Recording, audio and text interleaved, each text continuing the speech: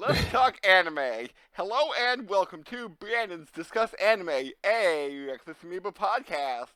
I am your host, Brandon Horvath, and with me are my co-host, Brandon Falinger. I feel like I'm in a never-ending loop, but the anime changes every time. Maybe? I might need to pour you a drink for that. And also with us... Can we make it a Memento Mori? I wonder what that actually contains. I don't know, it's blue, and it's got some kind of olive or something in it. And also with us, Ryan Stokely. Yo, what's up? So guys, this is going to sound a little bit weird, but I'm going to lead into this. You know how Kirby is kind of vor? I mean, yes and no. He's like some kind of infinite universe or something inside of him. Did you see the trailer for the newest game? I saw the thumbnail of him, like, swallowing a car. What? And he's not cute and What? puffbally anymore? What is he, furry and stuff? No, I mean, he no. looked kind of like clay from what the thumbnail showed. Huh. Like almost claymation looking. Ryan, since you haven't seen it, let me describe this to you. Kirby is like 80% eating a car, and that's his car form. So he's all stretched out, molded to the shape of the car. Whoa. Instead of just, like, looking like a car? Right. I think And, he's eating like everything other than basically the bottom part of the tires. yeah, and it's still a car sized. Which is weird. I mean, he still looks cute. I'm looking at the trailer now. He still looks like Kirby. Yeah, I'm gonna have to check this Oh, out. shit. Oh, it's got like a Nier Automata style where it's literally just like an overgrown, abandoned city. Yeah, I think there's also a traffic cone, a hang glider-esque thing, What and the hell? just water. Just water. Yes, Kirby can grow to maybe, I would say, like 6 times his normal size and be filled with just water, and like he becomes like a water gun. So Kirby's kind of the hat to the car in this case. I get the reference, and yes, I would say from what the trailer shows, yes. That's funny. And those, whatever those are, those little fire pups are adorable. The dogs are very adorable, little dog people. Yeah. This looks good, though. This might actually be something I'd be interested in playing. I've never played a Kirby game before. I lie. I played a Kirby game back on the Game Boy? I think it was Dreamland 2. That's the only time I ever played. I think it was Dreamland, yeah. Yeah, I think I played Dreamland 2 on the Game Boy. But I was never super interested in Kirby as a game because I think 2 was too hard for me at the time. Like I didn't understand what I was doing. I've played Dreamland 3, Dreamland 2, Dreamland 1 and Adventure. Oh, I did play Air Ride. I really liked Air Ride. That was a fun one on the game. I forgot about that one. I know, because it's such a weird one.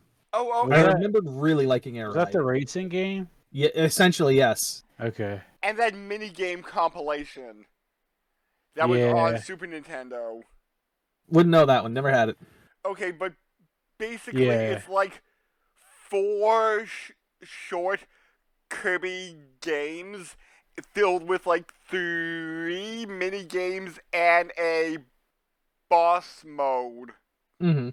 So it's pretty interesting. One of the full-on games is a mini Metroidvania collectathon game. Since you're in, I think it's called like the Great Dungeon Escape or something, but there's a maximum of 60 treasures to find in the game, and like none of them are Metroidvania power-up things, but it's like, hey, can you find all 60 treasures before you escape the dungeon? Okay. Yeah, wait, was that on the DS? They had a DS remake of it, and I think Okay. they may have added like 2 new games to it or something. Oh, Yeah. that's nice. Um, oh crap. No, that's not the title here, but I know in Japan, I think it was called Kirby's Toy Box. That sounds familiar, I think. Yeah, the name sounds familiar. I might have heard of it before. So anything else on your end? Nothing on my end. All right, I guess I'll go next. I have fully caught up on Vinland Saga's manga. Fully? Fully caught up. Yes, it's not done yet. Oh, Like okay. chapter 190, I think, is the latest chapter. Oh, I didn't know it had that few chapters because last time you talked to me, like earlier this recording week, you said that you were up to the start of the second saga. No, I was much farther past that. Oh, At that point, I was the first time I was mentioning it to you though. okay. I think I was approaching the end of that second part of the saga at that point. Okay. Currently, I'd say there are 4 parts right now. There's the one that we saw in the anime. Uh-huh. There's one that happens about a year after that. Which I mentioned is fan named Farmland Saga. Mm-hmm. There is one more after that, and then there's the fourth one when they finally like make their way to Vinland itself. I will say I have one big problem with this, and I was kind of mentioning it to you over Messenger before. The author in this does a great job with his art. He does a great job with the characters. There's a couple of things. There's one main thing I don't like, and there's one little thing that hit me in the story where I'm like, I don't know if I agree with this at this point. So I don't feel like he's good at doing time skips. Oh. So rereading through the manga version of the anime's part, I realized the anime filled this out much better than the manga actually does, right? They reorganize it so that things happen chronologically, whereas like Torfinn's whole like childhood and then getting to be part of Askeladd's gang happens in like a flashback later. Oh. I'd say you're maybe 10, 12 chapters in or so, and that's when you get that flashback. Oh, wow. So, like, the first 4 episodes of the anime are not the first thing that happens. Nope. The first thing that happens, and I believe I mentioned this before, is when they meet, when they like carry the boats over the land to like invade that castle. Oh. That whole battle is the first chapter. Interesting. Also makes a lot more sense because the characters are way more strange looking there than they are like anywhere else in the series. Should also point out Torkel has a daughter. Oh. Torkel also doesn't show up much, if at all, in the second half, or the second part of the saga arc, I guess. I think he's there like one time. Oh. And he's complaining that like Canute's left him in England and there's nothing to fight. Like he's so bored and upset with himself and he's stuck there. So, is it kind of like JoJo arcs where they're all different, or are they somewhat interconnected? Oh, we're still following Torfinn the whole time. Oh, okay. The thing is, like, after the first arc, it feels like I'm picking up a completely different series, but with characters that have the same names. Oh. The second one has, like, very little fighting in it at all, whereas the first one was nothing but. I'll give you this, just because, like, if you do pick it up, you're gonna find out literally within, like, a chapter or two of hitting the second arc. It's not that big of a spoiler, and we kind of discussed it at the end of Vinland Saga. Torfinn becomes a slave. Oh, yeah. And he's kind of, like, hollowed out after Askeladd's death was taken from him. Like, his chance to kill Askeladd. Getting back to, like, my main point, though, I don't think he does transitions well, like, with a time skip, because it feels like there's a lot of important detail that just gets kind of left out. Anything from the point where Vinland Saga ends, you know, after, like, Torfinn tries to kill Canute, only to get tackled to the ground, and Canute goes, I'll decide what to do with him later, to, like, oh hey, we're introducing this whole new character, and then as we like introduce this new character who's a slave to like where he's going to work, Torfin walks out, and it's like, you're going to be working with him, and it's like, wait, what? This feels real weird, and there's a lot missing, and they don't even fill it in with flashback at all. We never even like see how Canute decides like, I'm just going to sell him as a slave. We never find out how that goes down. Maybe if Arc 2 gets adapted, maybe they'll have like some anime exclusive stuff consulting with the author, be like, hey, how did this actually go down in your mind? And we have some stuff. That's what I'm hoping for, because the transition, like, remember, I think I mentioned this before, the little training arc you get with Torfin learning how to like throw the daggers and stuff before challenging Askeladd the first time to a duel. That shit's all anime exclusive. That is not in the manga at all. Nice job, anime.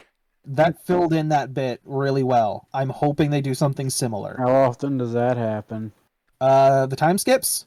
No, I mean like when an anime does a manga better. It does better than a... Not as often as I'd like to see. Let's put it that way. It almost feels like sometimes, well, at least with the movies, it's kind of like how the first like comic book movie was put into a video game, Mm-hmm. and they're just like really bad. But that seems like it happens to anime a lot. Yeah. Well, I mean, and movies. certain things are also just like, we can't show this on TV. You can do it in the book, but we can't show it on TV. Like the rules are different. So in a certain regard, there's also that they gotta kind of contend with. Didn't think of that. Like for instance, like for over here, for example, like you could totally depict naked women inside of like a comic book, right? Yeah. But you wouldn't be able to just slap that on TV without having some kind of censor bars at minimum, especially if it's in like a daytime show. Yeah. What else was I gonna say? So there's that transition between the first and second that's kind of jarring. The second and third kind of melts together pretty damn well. There's a little bit of a time skip, but it's like it's done well enough where it's just like, oh, they had to wait till like the winter thawed out or whatever, and it's like, okay, that's fine. There's not much to worry about there. The third and fourth one kind of irritates me because the whole point of the third one is like, all right, cool, we got to prove ourselves in order to like build up, get the investors essentially in our Vinland project, right? To invest in like this settlement. So here's a challenge. I'm going to give you these narwhal horns. Go make money with them. And you want to know how you do that? They come up with the realization because of good old Mr. Leaf, who's still there, Mr. Leif Erikson. He's like, you can make a lot of money if we like take these to Greece, because they'll look at these and think they're unicorn horns, and they got super magic powers to heal all the ills. So the whole point is like, let's get to Greece. We don't get to Greece, or at least we don't get to see them get to Greece. We have an entire section all centered around the Baltic Sea, and like shit from Torfin's past coming back to bite him in the ass. As well as two unresolved fights, I feel, that never get brought up. Like, Torkel fighting Torfin never gets really settled. And a new character gets introduced in there, Garm, who has a thing for trying to fight strong people, and Torfin is like his deadlock target. And all that gets skipped over. It gets unresolved. Like, there's a fight, but it's not a final fight, it feels like. Oh. Like, they both say, hey, look, you still owe me a fight. We're going to do this again. And at least at this point in the manga, that's not come up. And I don't know how the hell it's going to, considering he's in Vinland at this point. But those two fights get ignored. And after the whole incident with, like, the Baltic Sea and kind of trying to resolve a lot of Torfin's, like, prior, like, warrior past, we just cut there. We get a little bit of a flashback later on of them going to Greece. And then that's it. They're suddenly back in Iceland with all the money that they need to prove that, hey, we did it. And I'm just like, I feel like that was very important and a lot of stuff was left out. So, Ryan, anything going on with you? Not really, besides Lost Ark came out. Is that any good? Yes, it's pretty fun. It's free to It's play. now, right? Yeah, it's yeah. I guess Japanese MMO. It's like Diablo, but there is a bunch of stuff to do. Okay. And I'm having a pretty good time playing it. Is that the clown guild you sent me? Yes. I was talking about. Okay. We have a clown guild.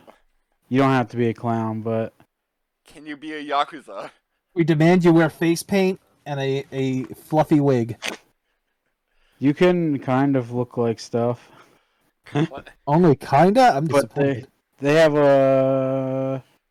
I think like 8 classes or something. So Clowns are the true Yakuza. Brandon Balinger, 2018. Look, man, alright. You don't know what they're thinking behind that face paint. you know, especially if they're smiling. They have a smiley drawn on their face. I know. Real hard to tell. You saw what the Joker was like. Which Joker, though? All of them. They're all the same character, but they all act so differently. Yes! Therefore, you can never know what the clown is truly thinking. You do have a point! Yeah, that's about it. He'll be smiling, doing some juggling, and next thing you know, he'll pull a gun out of one of those juggling balls and shoot you in the face. Now that would be a cool thing to see. Just kidding. I just Shooting someone is not okay. Remember that. I just remember on one show I used to watch when I was like 10 or something, the guy would do like not normal juggling, like he would use oddly shaped things, and I think he had like 3 chocolate candies and like, oh my god, it was 3 chocolate candies, a toilet plunger, and like some foot prop, and he would like juggle them, and it would end with him catching the candy in his mouth and like one other object in either hand. So I'm like, a candy is so small, a toilet plunger is so like weirdly shaped. How can you juggle those so well? I don't know. Like I said, you never know behind the face paint what they're thinking. So Orion, today's anime, Death Parade. Oh man. Dang, it could be like a. I'm kind of mad I didn't realize this earlier. I gotta bring this up at some point with you once we start this, Brandon. But once Orion's finished here, I gotta bring this up. But I just realized what somebody's name is. 2 people actually. Huh. Death Parade. I guess I have 2 ideas. Okay. One idea would be it takes place in like a city or something, and it's a bunch of like, I guess the villains get together to stop the hero, but this anime follows the heroes, and they just like go and do whatever, like they just start killing people. The heroes or the villains? Oh, the villains. Okay, all right. To draw the hero out, and it's a more brutal, like Morphin Power Rangers or like a Batman kind of. Mm-hmm. But yeah, they would just cause destruction. And your second And idea. they'd call their group the Death Parade. Okay. Death Parade. This other one, it takes place like it's like a slice of life in like a small town, and kind of like Something Wicked This Way Comes, where like a carnival comes to town. Ooh. And it's kind of like that, where like they're like children are missing, or like people are missing. Okay. They're like taking people at night for their like freak show type thing, like adding to their freak show every town they go to. Okay. Ooh. That'd be a neat one, actually. That'd be really cool. But I'd be yeah, interested to follow that.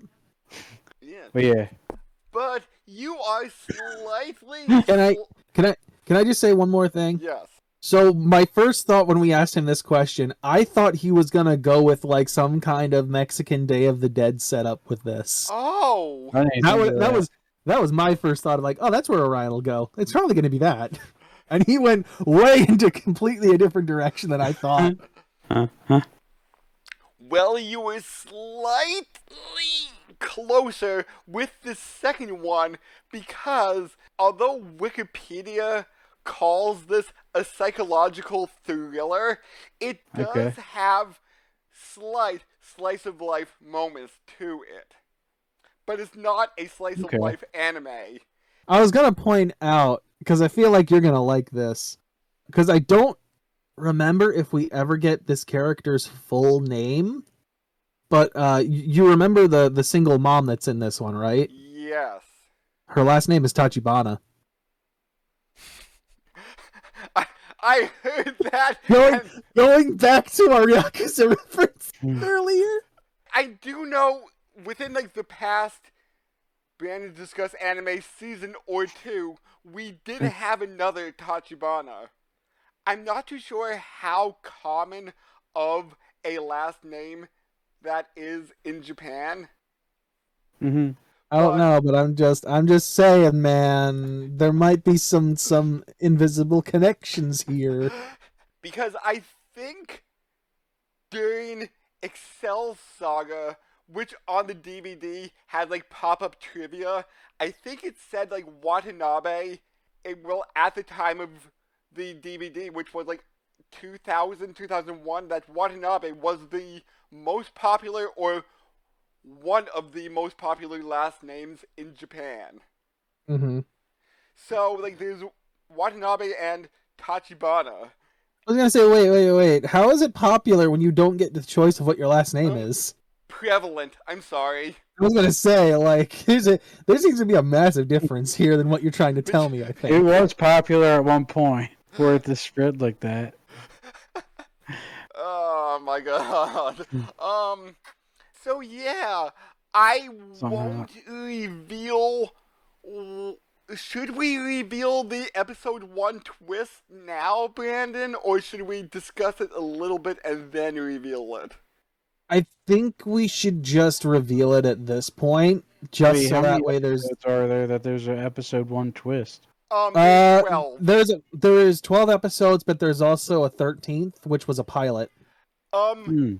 This guy, I'm not too sure if he won this or was selected to be part of the Young Animators Training Project for the Anime Mirai 2013 portion of the project, where studios find young animators and say, hey, like, we're gonna give you 38 million yen for a short film.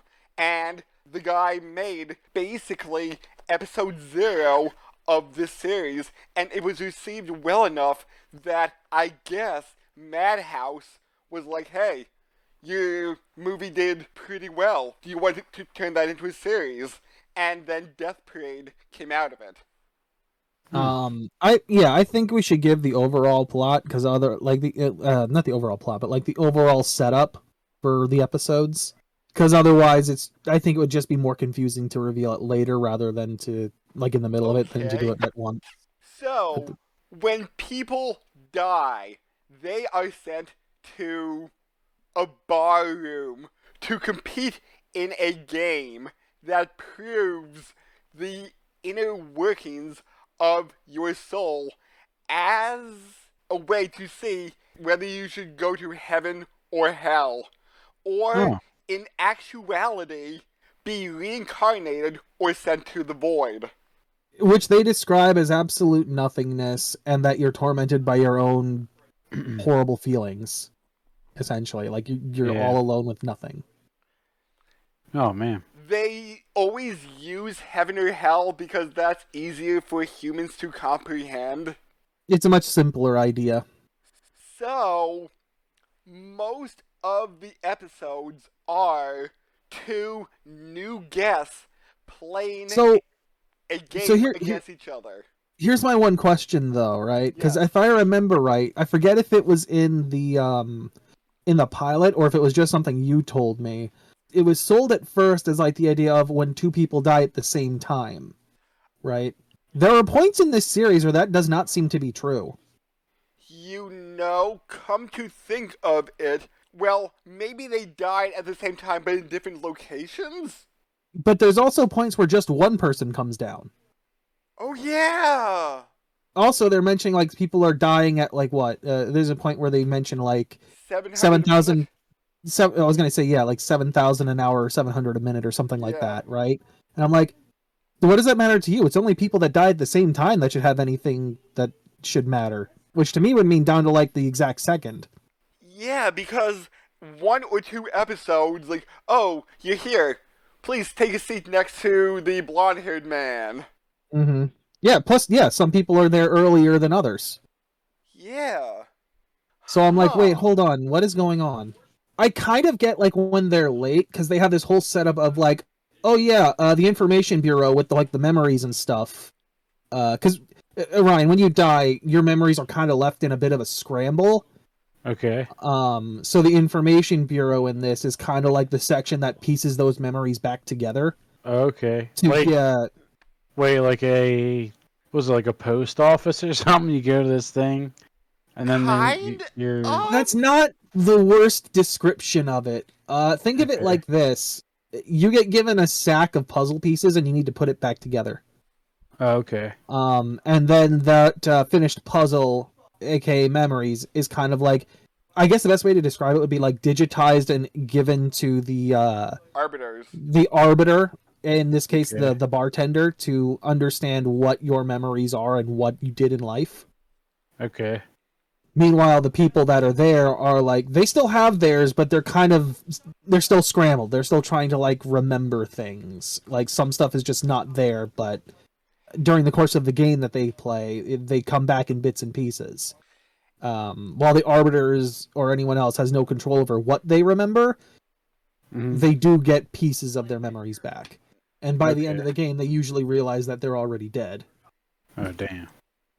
But yeah, that would be my reasoning for like why some people would be later than others. Is it's just there are like the information bureau is taking longer to do certain people, like get those puzzle pieces put back together. Like I would assume that say like a younger person is going to have a less complex puzzle to put together essentially than an older person, Yeah. just because there's less there. And the bartender is very stoic and very cryptic in that he says, like, I can't tell you how you got here, but tell me, do you remember anything? Do you remember what you were doing before you came here? And a lot of them can remember, but, like, I can't remember much after that. Like, for instance, someone will be like, I remember I was walking somewhere, but everything else I got nothing. I remember I was in a car. Mm-hmm. We were driving somewhere, like to our honeymoon or something. But that's it. That's like it's kind of like how the residual thing. Like people say how ghosts, the theory of ghosts are just like residuals of somebody like that don't realize they're dead. So it's kind of like that in a sense, except their spirits are like the bar or wherever they're being talked to in this anime. Am I following that right? Am I making sense? Kind of. Okay. And the bartender apparently makes very delicious drinks. Apparently, he's very skilled at it. If What kind of only he drinks could are be they skilled drinking? at smiling. If only he could be skilled at emotion in general. Yes, but arbiters should not have emotions. So yeah, arbiters have like 3 rules. 4 actually, because there's a 4th one that's revealed at the very last episode. Oh. What were those exact rules again? I did not write them down. Here we go. Arbiters cannot quit making judgments, for that is the reason they exist. Okay. Rule number 2. Arbiters cannot experience death, for that would bring them too close to being human. Rule number 3. Arbiters cannot feel emotion, for they are merely puppets. And the 4th rule that was revealed at the end is that arbiters may not work hand in hand with life, for that will ruin them. So they're kind of like not genies, but they're stuck in limbo. It is the only place that they can exist. Yes. So, like, can they They're- not enjoy what they're doing? Is that like how this guy is, this arbiter?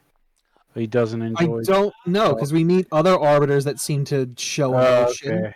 Yeah. or at least, emulate it well. Mm-hmm. And we find out that our main character, Deckham, he replaced somebody who seemed to enjoy her job, kind of, but she's like, finally, I get to get out of here, because she got Talkative person, transferred yeah.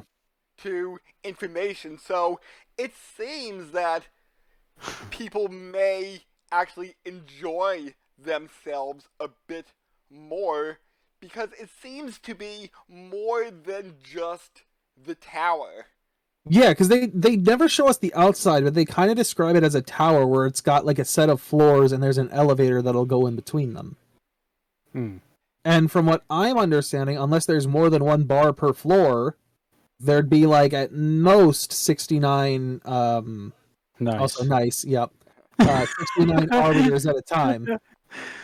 Because they said that Nona, the one that's in charge essentially, is on floor 70. 90. Okay, fine. There are 89 potential arbiters then. Okay. I'm sorry for messing up 69 nice. How dare you? Yeah, what the That hell, is dude? sacred. How could you? That's messed Oh. up, man. Either way, point is it seems like there's a preset number of arbiters at most, unless, there's more than one bar per floor. Because we've only ever seen two of them. We've seen Queen Dakim, which is the main one that we see, but we've also seen Ginties, which is like a kind of like a sidebar that you'd see in like a Japanese I don't want to say motel, but like Street, kind of. yeah, kind of like a street bar that's set up in the side of in like a little like apartment section or something. It's like classic Japanese settings and stuff, sliding doors and all that. My other question would be, because there's apparently like more to Ginties, because there's an entire hallway, unless that just leads to a bathroom or something. What else is on that floor? Because there's more there. I don't know, because when people usually find out the rule that you can't leave until you play the game, everybody goes, yeah, right. They usually try the elevator and find out, oh, this is the bathroom. I will also say, this is one of those series that they could easily and very well, like very, very, it could be very good to turn this one into like a live action series. This could be totally done and done well.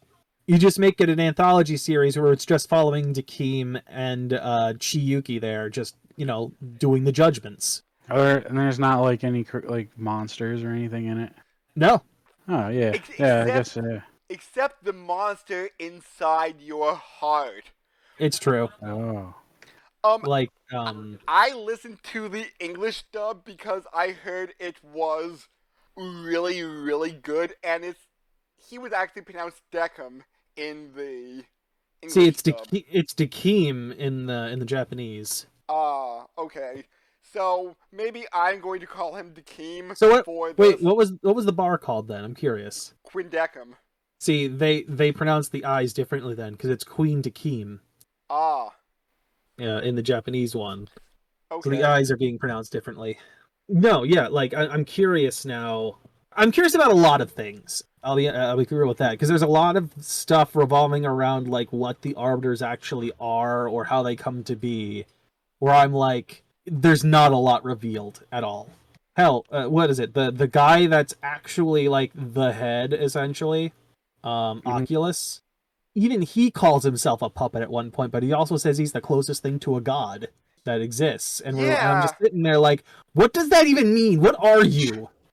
And, okay, I would say he is the most magical, because he has a beard and a little tuft of hair on his head that can turn into like this flower with like vines shooting out that could like read people's minds. I was gonna say, you could probably look at it as like the Majin Buu antenna, or like the Cell tail almost, in the way it works. You know, with like it being like able to whip out and just like suction people's heads essentially, but instead of like eating them, it's reading their minds. And he's not an arbiter. His eyes are different. Every arbiter has the same type of eyes where like they have a cross in there, and his are not like that. They're way closer to like not quite a reptile's, but it's probably the closest thing I can think of Yeah. to what it is. Since reptiles have vertical pupils. Yeah. If you take those vertical pupils and you round them out rather than bringing them to a point at the ends, it's probably the closest way to describe what his eyes look like. They're very strange and a little bit unsettling. And we don't get much with him in general. I think he gets a couple of scenes, 2 or 3 of which are just him playing billiards with, like... The universe? Kind of, yes. The balls are literally just planets in the solar system, and the sun is the cue ball, and the entirety of the billiards table looks like it's designed to look like space. That's pretty cool. And it's really neat. And since this was 2015, Pluto isn't included. We have the moon as a 9th ball. That's disappointing. I would have kept Pluto in there. What about Planet X? Oh, you mean the one that's going to destroy the world in 2020? Oh, right, that we're still around. Hey, man. You never know. I don't know, man. Those Mayans weren't great. We're still here. Somebody could come in with a big cube pool and hit it from behind, knock all the planets into us. But wait, I just had a thought. A cartoon. Arbiters are not supposed to have emotion, yet Ginty is pretty angry most of the time. That's what I'm pointing out earlier. They clearly have some kind of emotion of some sort. Either that, or they're just emulating it. Maybe? That's literally the only 2 options. And why would they emulate it in general, unless it's just something that they're, well, for lack of a better word, programmed to do? I'm not too sure what the guy is doing now, because he does not have a English Wikipedia page that can be linked through Death Parade, so I'm not too sure if he's working on other anime, but I would really like to see stuff by this guy again. I'd like to see a follow-up to this, just because there's so much that's left unanswered in it. I don't know if there is more to it, like as a manga version, or what. But... no manga, according to Wikipedia. Then I want him to expand more on what the hell this is, because there's a lot that's just not there. But not in a bad way, more of a disappointing way. Yeah. No, like, it feels like it's purposely left ambiguous to have a second season. Although no second season ever got made. Oh, when did this come out? 2015, with the short film coming out in 2013. Oh, okay. So there's only one season. Yeah, yep. And by short film, he means it's a half hour. It's the same length as That's very short. So, as an anthology, there's not too much of a story arc to go through, but we do follow this mysterious black-haired woman who really has no memory of what she's doing in Queen Decim, but she woke up in this, was it a flower garden? I'm not even sure, because we only get to see it from the one point of view where, like, she's sitting on, like, a tree that is grown in the shape of a bed, almost. Like, the tree trunk comes up, and then the top of the tree flattens out into, like, a bed of leaves. Almost. That's the only way we really see that room, so I don't know what it is. And she is Decim's assistant, or like trained to be the assistant, but she knows a little bit more about humans than Decim does. Well, here's the other bit that we're kind of leaving out here. Apparently arbiters, much like a computer, only have so much memory, so they need to be purged every so often. So arbiters will not remember every single person that has come through to be judged. They get erased periodically. Okay. So those memories just disappear. Were arbiters humans at one point? Nope. No. They are Okay. a completely separate entity slash species. I'm not even sure what they are.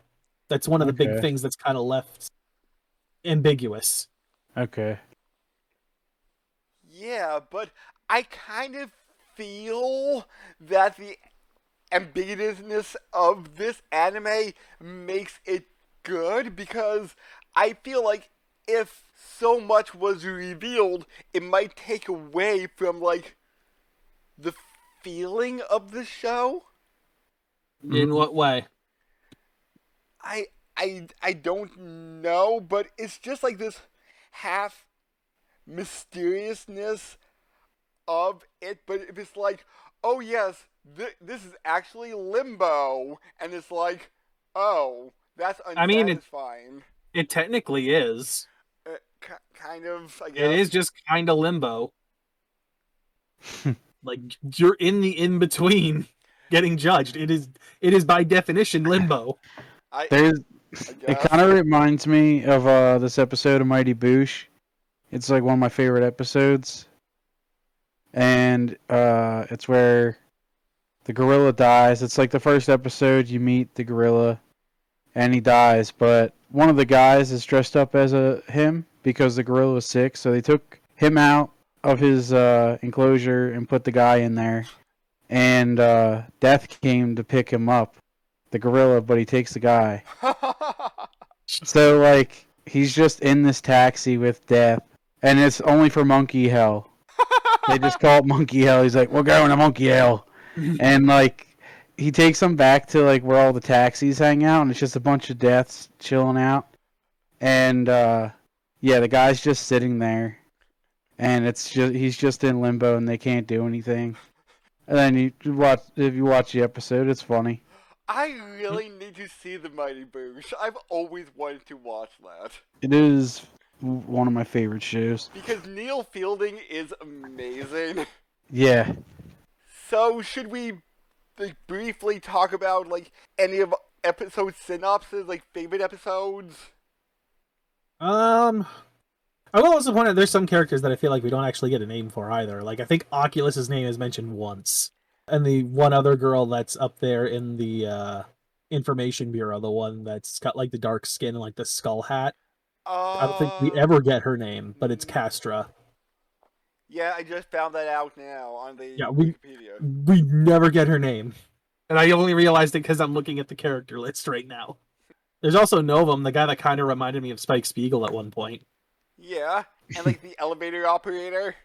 His was mentioned. Once I saw it on this list, I'm like, oh yeah, they did mention that name. It was probably like once, and I think Nona said it to like get him to take them somewhere. Clavis. Yep. And who reminded you of Spike? Novum. Novem. That guy. Oh. A little bit like Spike. Speaking of which, as far as references go, there's a point where Ginty gives one of the humans a option of like, we can bring somebody back from the void, but you gotta have this guy killed. And I looked at the guy in the picture that he showed her, and I'm like, that's just Light Yagami from Death Note. I saw that too. I'm like, that is literally just Light Yagami. I don't care what they say. If they ever give him a name, that's Light Yagami. Fuck off. Because I had to rewind a few seconds. I'm like, wait, what the? That is Light! See, I'm not crazy. I'm not the only one who thinks that. I'm like, girl, you should have totally let that guy die. You hit that button right now, because that motherfucker needs to go. I did like the episode 0, the pool episode, since that was kind of a neat setup to it. Yes, it's a nice little self-contained episode, and you could literally just use that episode as the blueprint for every single live-action version of this show. And the arcade one, that was interesting. That one was sad. Yeah. Okay, so before we get too far into this, how did you like the intro? I found it very juxtaposed against what the anime is like, because this anime is creepy-esque, sad at some points, but the opening is so happy and peppy. The opening is so happy and like party fueled, and I'm just like, yeah, but I know there's gonna be horrible shit the minute this ends. Like, yeah. it's gonna be sad as fuck, man. Or dark as hell. Some of the people that come through here are either some of the worst people you will have ever heard of, or like some of the saddest stories. Like, here's my other question, right? When it comes to the setup of this, do they always have to go to? Does one always have to go to Void, and does one always have to go to Reincarnation, or can they both go to the same place? And I'm not too sure how this was stated on it, but the episode 3, both of them got reincarnated. Did they? Okay, I didn't remember for sure because I was thinking of that later on. People do go in separate elevators when they leave, yes. But like the point of the elevator seems to be fluctuating. Like the one on the left is not always the heaven or hell elevator. Yes, and there are points where we see like the little face up top flip. Like sometimes it's the demon head, sometimes it's like the Buddha head. So, according to whatever source Wikipedia has, because there is no source listed for this, that both of them were reincarnated. So yeah, that was my one thought. My other thought, and now this was before it was revealed that like, oh, the game literally has nothing to do with whether or not which one you go to. My thought was like, well, what if they draw? And they kind of bring that up when they're doing the Dart episode. Yeah. I'm like, you could just draw. It wouldn't matter. Like, at that point.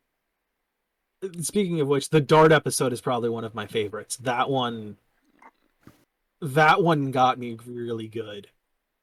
So the setup for that one is it's a married couple who were on their honeymoon when they died. They get told they're playing a game of darts because it goes by a roulette, though the arbiter already knows what the roulette is going to land on before it happens. Are you sure about that? Dakeem says it himself. Okay, I must have missed that then. There's even a point when they were playing the old maid game that he's like, I don't even know what game it's going to be this time. Ah. When he purposely left himself without any memories to try and judge it that way. Yes, they always know what it is. It was always predetermined. Hell, it was in the pilot episode that it was predetermined that they would have all this, like they would be playing billiards in that one. Okay. I must have missed that part then, or forgotten. Mm-hmm. There's always some fucked up twist to these games, right? So in the darts game, it's the idea of you have a total score and like of 500 to start, and with everything you get on the darts, it drops by whatever that point total that you got with the dart is. So if you get like say like a 45 section, your thing will drop from like a 500 total down to like 455, right? So whoever basic dart rules. Yeah, whoever gets the lowest number wins.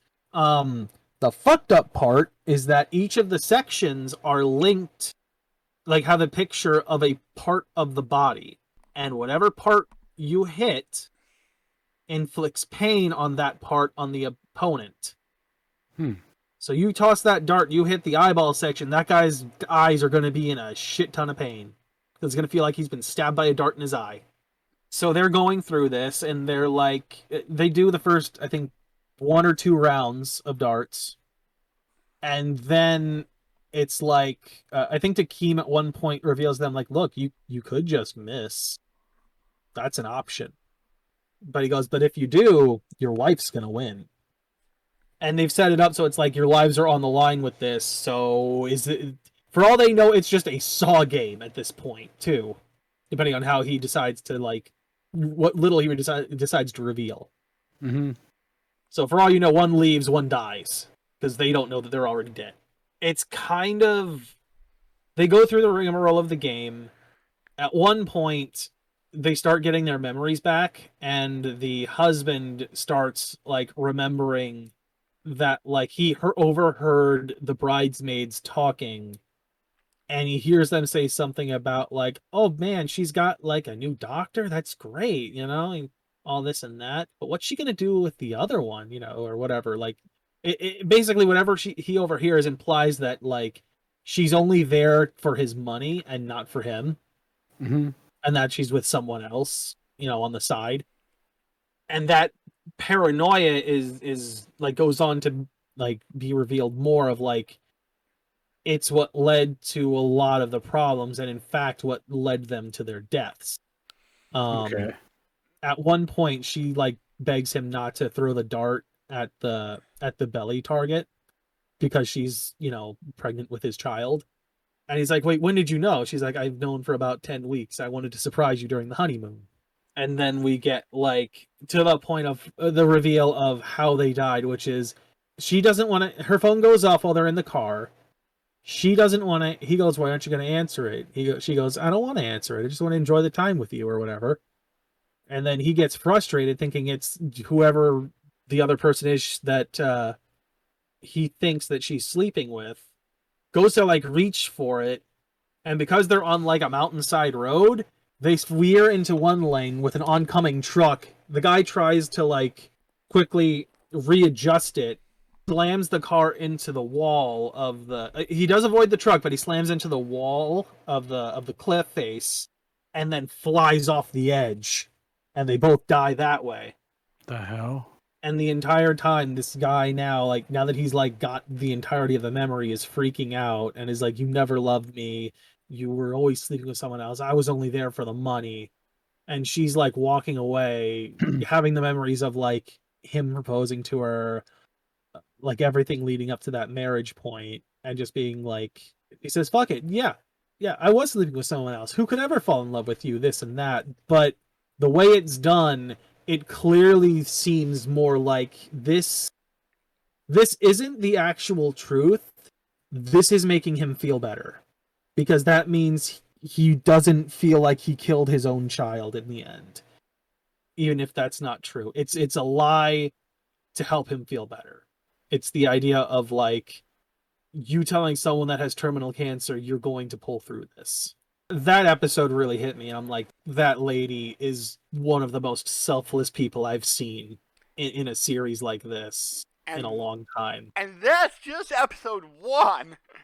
Damn. I think that was episode 2, actually. 2 is episode 1 from a different perspective. Oh, is it? Weird, because I thought episode 1 was a separate thing, and then it was 2 and 3 that were that set up. No, Billiards was... Maybe you saw Billiards first, and... I don't think so. Hold on, I'm going to go look now, because now I want to see if I'm right or if I'm crazy.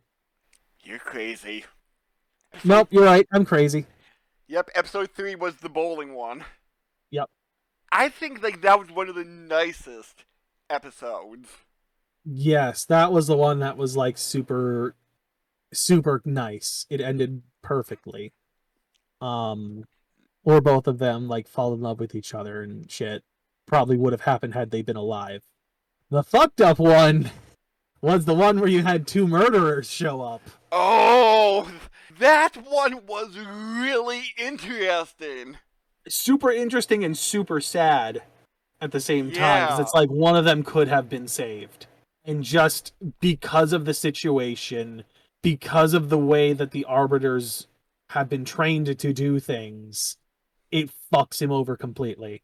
Because like you have a detective there who's after his wife's killer, gets the killer, and is now essentially trying to be the judge in reality of people that look scummy. And to do that, in his mind, he needs to make sure and see them do the thing. So the other guy's sister was getting stalked, and I'm going to assume raped. Yeah. She gets beaten, and while it doesn't say it, I'm pretty sure it's implied that she was raped as well. And this guy's sitting there all the way in like the back, glancing out from behind a tree, watching it all go down and not doing shit to stop it. So when the brother of this girl realizes what's going on and how that's what happened, he loses his shit. Dakeem this is at the end of the game. Like Dakeem basically is like, hey, look, like he's got the detective tied up, and the detective's like rattling off his reasoning for what he does and shit, and he's like, their game was air hockey, and it was much the same as the darts, except this time it was the pucks that were the nerve, the pain threshold.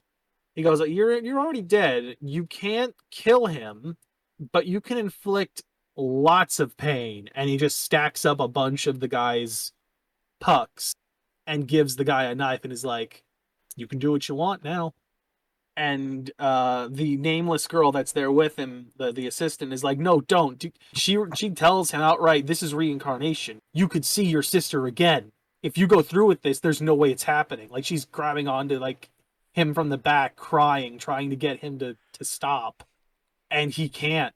His rage at this guy who did nothing, who just watched it all go down, is too much. He jams that knife and shatters the pucks, each and every puck that was stacked up. And you just see the other guy just writhing in the pain. So, god damn. Oh, it gets real fucked. Yeah, this series is like fucked up when it needs to be, and like really nice when it needs to be. Like I said, it is the perfect series to turn into a live action. It wouldn't take much. The biggest expense would literally be just the reveal of the games, because those things are so over the top, it's crazy. Yes. But outside of that, it would be a cheap series and an easy series to turn into a live action one. Yeah, just like 1 or 2 sets, and maybe just a little bit of like outside stuff for flashbacks, and that's it. Yeah, literally, that'd be it. It would literally be down to just the actors every time. I was wondering though, like they do fast forward through it in later episodes, but I'm like, how many times are we just going to see him revealing the game stuff and then them trying to figure out a way to leave? Almost every episode. Yeah, that's the one thing. It's like you gotta flash forward through that shit, because it's like that's gonna be like 4 minutes at least of every single episode is that shit. Hell, there was the one where it was like the arcade episode, and I thought it was real interesting because the one lady was from out of like the show business section. She thinks it's a fucking hidden camera show the entire time until near the end. Oh my god. Hey, I'm a celebrity. I'm being pranked here. Let's It's play totally along one of with those prank them. shows. They're really famous lately. They've been doing those a lot. It's a big fad. That's totally what this is. Just work with me on this. You go ahead and lose the first one. We'll make it interesting. Are you sure? I'm in the showbiz. I know this stuff. But like this was really, really good. I did enjoy this a lot. Again, I'm disappointed by the lack of information on certain things. I will say, we should bring this part up at least. The assistant ends up being a human that knew she was dead from the start. So they had to go back in and like, look, we'll erase her memories. You can rejudge her. Because later. she knew she was already dead, and that may make her emotions play out differently during her game. Well, he also couldn't get her to play a game. Ah. He couldn't prompt her to do it. What we find out is that she was an ice skater, which is in the intro. I missed that. So the part where, because there was, I think it was like episode 5 or 6. I'm like, all right, let me like just go through this real slow. So the part of the intro where you see Queen and Nona like popping champagne flasks with Dakeem in the background. Yeah. There's a point even further back where you see Chiyuki in ice skates going by. That was Chiyuki? Wow. Yep. I didn't recognize it either because her hair's up in a bun and she's so far back that it's kind of hard to tell if it's her. But as soon as like we get the reveal that she's an ice skater, that it's like, shit, that was her. Wow. Wow. I didn't even realize that. It's right there the whole time. Oh my god. Wow. What a great audience. What a great intro. It's the one little bit where they're like, hey, here's the answer. Gotta pay attention. Everything else is just like a party time. And even that's just in the background. And I just posted the, like, one frame of the intro, like, the whole cast there posing. That, Oh, yeah. if you would just see that, and then say, like, this anime is called Death Parade, you're like, what, is it Happy Fun Times? I also want to know what the heck Ginty's cat is. So, Because that ain't a normal cat. Yeah, that cat seems super intelligent. Way more smart than he should be. Also, why is there a cat in Limbo? There's no other animals other than, like, that one point where we see birds flying. And even then, I'm questioning whether they're real. Because we're in Limbo. Yeah. But this is really, really good. I would love to erase my brain and watch it again. Who was your favorite character? Oh. Maybe Dakeem, Ginty, and maybe, Ginty's guest, who sticks around. Yeah, for whatever reason, he doesn't sentence her right away. I don't understand. But he sentences the other one. Mao? Hmm? No, I'm looking at the childhood friend, Mai. She is voiced by Mao, M-A-O, like, kind of a famous voice actress who I thought was super cute when she was on one season of Sentai, and then after that she became a voice actress, and now she's kind of a big deal. Mm-hmm. So your top three again? Dakeem, Genty, and Genty's guest. Okay, I think her name's Ayumi. Yeah, but she's just not in the right anime. My favorites are probably... It's probably Nona first. I find her fascinating as to why she's even thinking of these different things. Yeah. Chiyuki probably follows up. And then I'm not sure whether I like Dakeem or Ginty more. I think they're tied for me.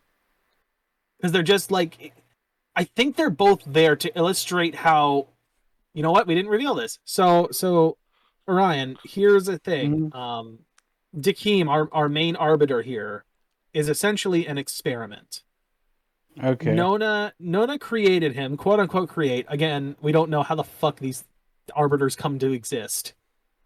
Essentially, she gave him human emotions, and he does not know that. How the hell she gave him emotions, I don't know. He's the only one that has them. And from what I understand of what Nona's motivation was, it's the idea of, like, we need to find new ways to judge people. We can't just keep doing this. Like, she has doubts of how the judgment process works. Because currently it's very black and white. Yes.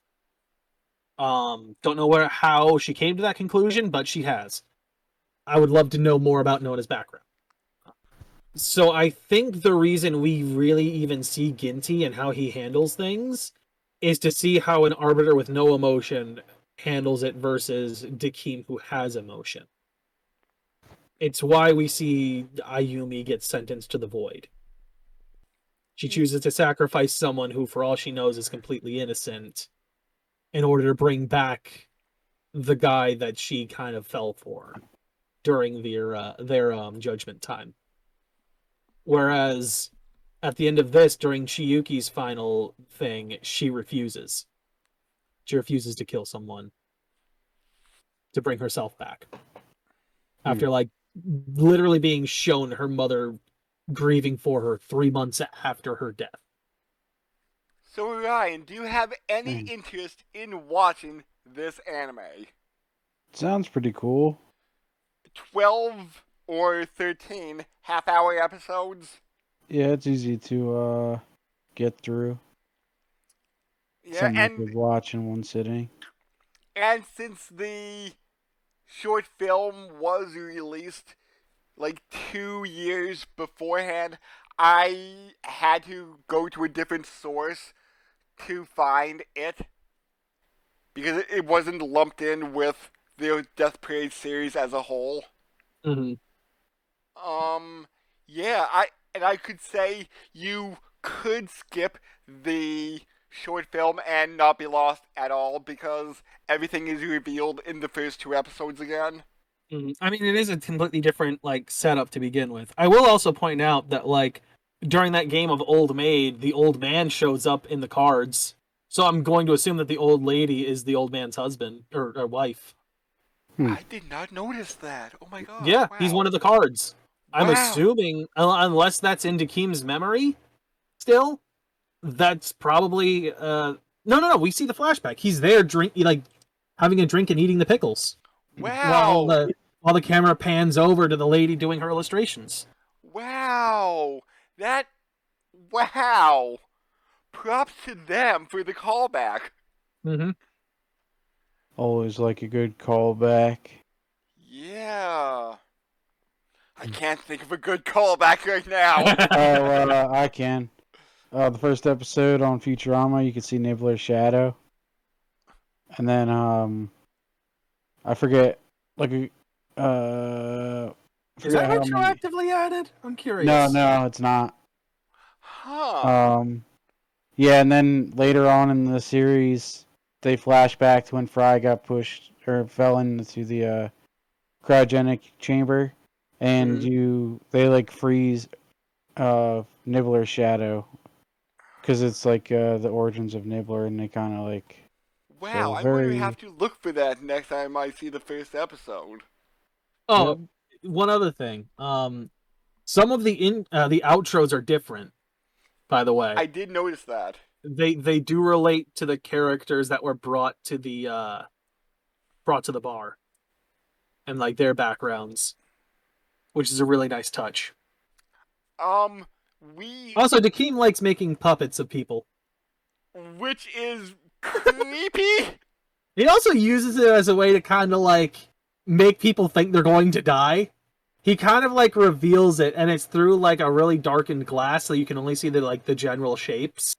So people just think it's a bunch of bodies hanging in that back room, and they're like, "Fuck, he's gonna kill us." we better play the game. That way, at least one of us will live. Because like he always does that. Like he makes that reveal when they ask, like, "What happens if we don't want to play the game?" He's like, "I wouldn't advise it." Walks back, hits like the button to open up the window so that they can only like partially see that room, and it's like, oh, fuck. Now, I have one other question for you, Brandon. Yes. So the episode where Ginty gets introduced, right? Mhm. When they first come down and it's the kid and the guy. Yes. What the hell were you thinking when the guy was like, "Wait a minute, I remember you"? I was like, wait, what? Because I think that's a very plausible thing that could happen. Like, for someone that got reincarnated and then fell back down to this situation again. Yeah. Or it could have been one of those where they died but were brought back. Like, whenever somebody has like one of those things, those situations. Yeah. And I'm like, oh shit. Maybe that would be an interesting twist. But they didn't do that. I'm slightly disappointed they didn't do that, because I'm like, that's a cool idea they could totally use in this. We didn't plan much after this episode about what we're doing. We hit the end of our time. list of planned episodes, so we gotta fix that. So yeah, I'm going to probably retroactively add it afterwards. Now that we made the list, all we need to do is come up with a teaser for the next episode, and I'll leave that to you. Give me 1 second here. I just want to make sure I'm getting the name of this thing right. Okay, alright. Hello and welcome back, everyone, to the best pro bending places ever! Welcome to the stadium in Republic City! So yeah, that's the anime we're doing next time. The one that clearly wasn't edited in for any reason at all. We're going to have to talk about this on Wednesday. I guess we do. Stay tuned next time for generic anime. Anime number. What episode is this? I don't even know anymore. 92. I'm Episode number 69 again. Yeah. Because I know we're past that. not to mess up 69 nice again, but I think we must be in the 80s by now. I said I know we're past that. That's why we're doing 69 again. We're going to pick an appropriate anime, and it's probably going to be interspecies reviewers. I'm lying. What about Golden Boy? Yeah. I don't know, man. I feel like interspecies reviewers would be a much better choice. No. No. No? What What about yes? what's that? Bible Black? Oh. Oh.